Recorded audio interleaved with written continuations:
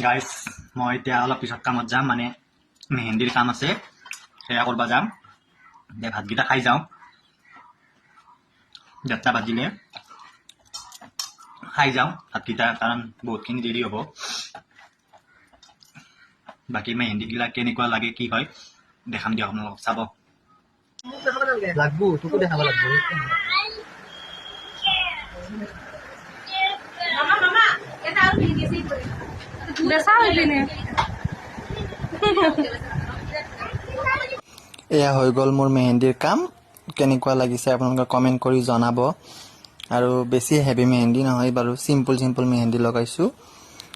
যদি আপোনালোকৰ মোৰ এই মেহেন্দি ভাল লাগিছে লগোৱা হিচাপত আপোনালোকে মোক কন্টেক্ট কৰিব পাৰে বা মেছেজ কৰিব পাৰে